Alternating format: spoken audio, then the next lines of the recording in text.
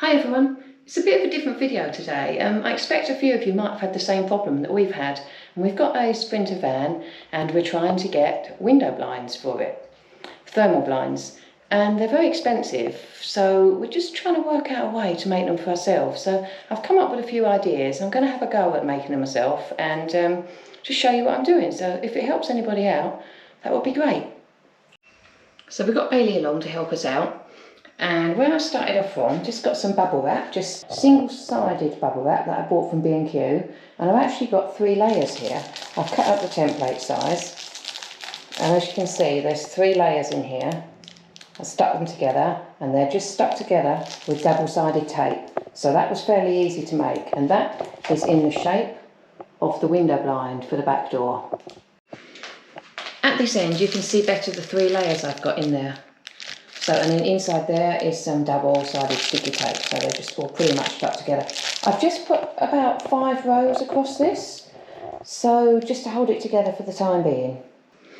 The next stage has been to get, it's a shower curtain material that I've got here, and I'm thinking that that will be okay for the other side, the reverse side of the blinds. Then if it gets a little bit damp, you'll probably just be able to just wipe that clean, and it'll dry fairly easily. What I've done then, I've actually got some iron-on interfacing, so it's a whole square of it, so I've been able to lay it on top of this and just iron it on. I got the medium weight one, the heavyweight wasn't available. Heavyweight might be better, so I've chosen to put 2 layers of the medium weight and just ironed it on. You just lay it on top, cut it out to the appropriate size and hold the iron on it for about 10 seconds in each place, and it sticks it to the material. So now I've got the shower curtain with a little bit more structure to the material, so I'm going to have to cut that out now and hopefully then match it all together. So I've cut the material out around the outside, just giving it just less than 1 inch so that I can actually turn that over. And what I've decided to do now is I've put some sticky tape around the outside. That's just left that there so I can peel the backing off so you can see what I'm doing. And then I'm actually going to lift this up and wrap it around. That can be lifted up and wrapped around, and the sticky tape will help bind the edges together, I'm hoping, and that will make it easier for me to sew it up afterwards. So as you can see now, the edges are stuck down. They're not that secure, it's only a little bit of sticky tape. I'm just hoping it will help me get a bit of grip while I'm sewing it.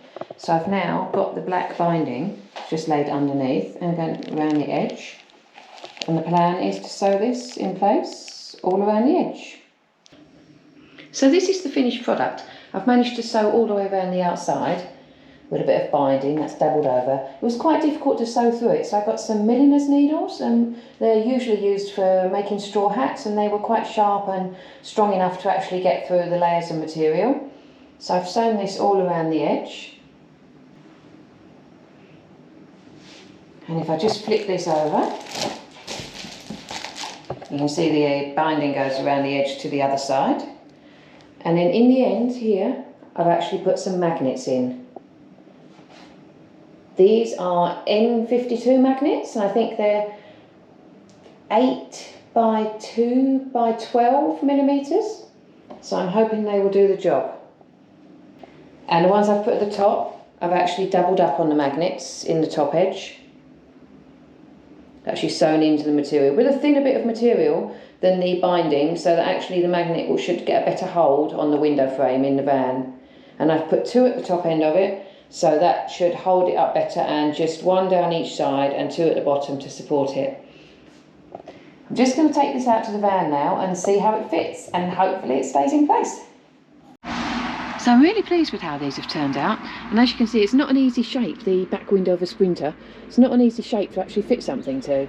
We tried some curtains going from top to bottom, but they were much too stretched and didn't seem as if they were going to hold. So we've gone for this idea.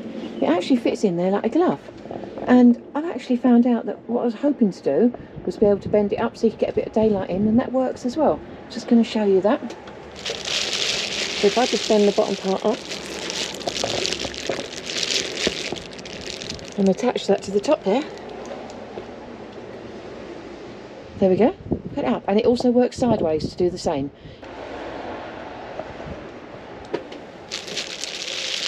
So all in all, really pleased with that. It didn't cost a lot at all All you need is a shower curtain, some bits of bubble wrap, a little bit of patience, and some binding to go around the outside, and a bit of sticky tape in the middle that just helped hold it all together. So there's just one last thing I might do to these blinds, just to make the surfaces hold together a little bit better. So I'm thinking that I might either put a stitch across horizontally across them, or even diagonally. That would go with the material, might show up less, and I think that would just hold the surfaces together a little bit more when we're folding the material back.